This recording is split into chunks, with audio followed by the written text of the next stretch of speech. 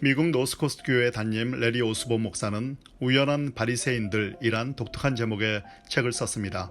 국내엔 당신의 열심이 위험한 이유로 번역 출간되었습니다. 오스본 목사는 우연한 바리새인은 최선의 의도와 하나님을 높이고자 하는 강한 열망에도 불구하고 부지불식간에 열성적 믿음의 모형을 추구하고 따라서 스스로는 섬기고 있다고 생각하지만 알고 보면 주님의 일을 방해하고 마는 당신과 나와 같은 사람이라고 규정합니다. 우연한 바리새인들의 특성을 몇 개 들어보면 그들은 말씀에 아주 열정적입니다.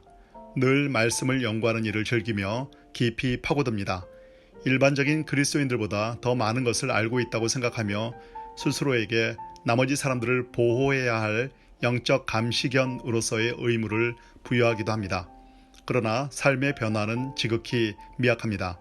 아이러니컬하게도 열성적 신자인 우연한 바리새인들로 인해 복음 전파는 역화됩니다.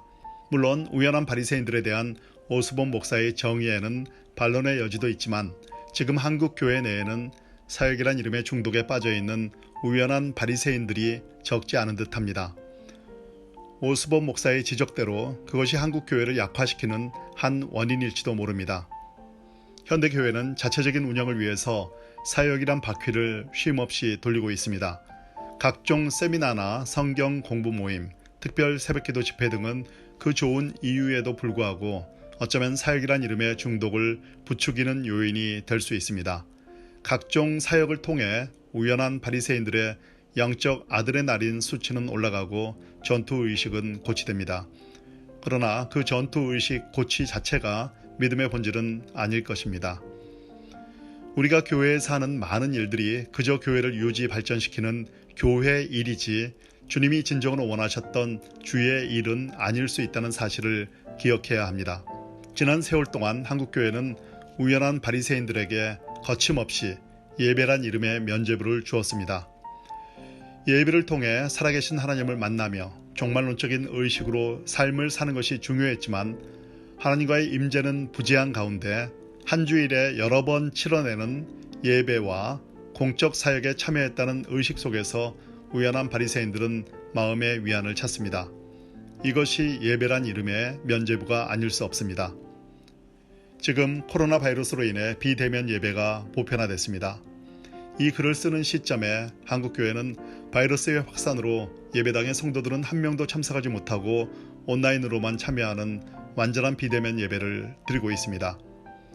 비대면 예배를 드리는 것은 참으로 안타까운 일이며 시급히 서로 얼굴과 얼굴을 맞대고 예배드리며 교제하는 날이 오기를 간절히 바랍니다. 그러나 대면 예배냐 비대면 예배냐의 문제가 중요한 논점은 아닐 것입니다. 예배를 대하는 우리의 마음 자세, 마음 자리가 가장 중요합니다. 우리가 간절히 하나님을 추구하는 진정한 예배자라면 대면 예배건 비대면 예배건 우리가 드리는 예배를 하나님이 기뻐 받으실 것입니다. 이런 면에서 지금 시대에 우리가 반드시 돌아봐야 할 믿음의 선배가 바로 위그노들입니다. 프랑스의 개신교도들을 통칭하는 이름인 위그노들은 500년 가까이 박해를 받았지만 결코 믿음을 저버리지 않았습니다. 그들은 어떤 경우에도 예배를 포기하지 않았습니다. 동굴이나 광야로 피해야 할 때에도 이동식 강대상을 마련하면서까지 예배를 드렸습니다. 예배 드리다 발각돼 교수형이나 화형에 처해져도 예배를 그치지 않았습니다. 그들은 보이는 조직화된 예배당에서만 예배 드린 것이 아니었습니다. 거친 산이나 비밀스러운 조그만 방, 감옥에서도 위그노들이 들어가는 자리는 예배당이 되었습니다. 무엇보다 그들 자체가 살아있는 예배자들이었습니다. 더 이상 공간은 중요하지 않았습니다. 그들의 믿음을 빛나게 했던 것은 예배당이 아니라 예배에 대한 그들의 진정한 자세였습니다. 위그노들이 만일 지금과 같은 코로나 시대에 대면 예배를 드리지 못하고 비대면 예배를 드린다면 그들은 어떻게 했을까요? 온 마음과 정성을 다했을 것입니다. 컴퓨터 앞에서도 온매무시를 가다듬고 온 가족이 모여 하나님이 그 자리에 함께 계시는 것처럼 예배 드렸을 것입니다. 그들은 그저 종교성이 강한 우연한 바리새인들이 아니라 믿음의 대상이신 하나님을 만난 참 신자들이었습니다. 그들은 살아계신 하나님을 만났기에 비진리에 저항하고 양심의 자유를 지키기 위해 저항하고 복음을 위해 저항함으로써 결국 세상을 변혁시키는 주체가 되었습니다.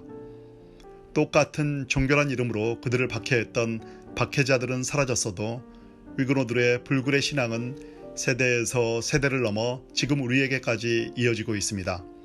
어쩌면 위그노를 박해했던 자들이야말로 종교적 열심에만 충만한 우연한 바리새인들의 전형이었을지 모릅니다.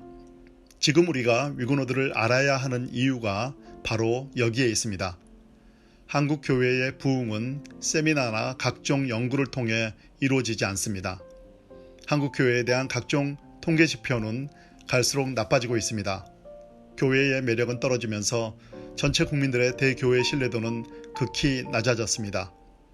다음 세대는 교회를 떠나고 있으며 교회 개척은 바위 위에 계란을 던지는 것과 같이 무모한 일처럼 여겨지고 있습니다. 영적 자신감도 사라지고 있는 듯합니다.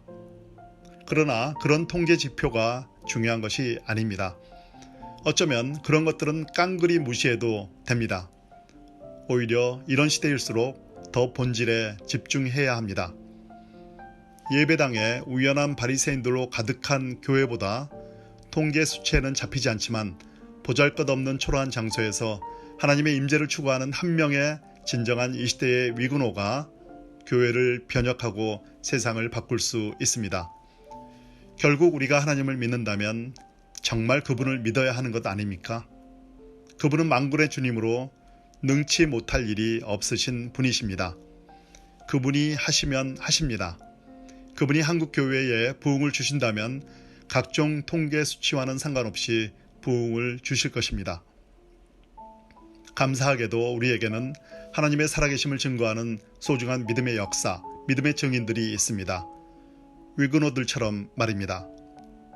기록하고 기억하자는 모토를 지닌 기록문화연구소가 2021년에 위그노를 주목하며 그들을 연이어 소개하는 이유가 여기에 있습니다. 그들에게서 우리가 찾는 답이 있을 수 있다는 생각에서입니다. 위그노들을 기억합시다. 그들이 코로나 바이러스의 시대를 사는 한국 교회와 성도들에게 간절히 전하는 말이 있습니다. 그것을 붙잡아야 합니다.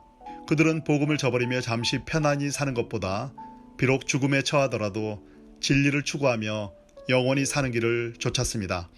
그래서 그들은 하나님에게 기억되었고 믿음의 후배들인 우리에게 기억되었습니다. 한국 교회가, 아니 우리 모두가 지금 위그노처럼 살기를 다짐하고 그렇게 살기 위해 노력한다면 코로나 바이러스의 시대는 한국 교회 부흥의 새로운 출발점이 될 것입니다.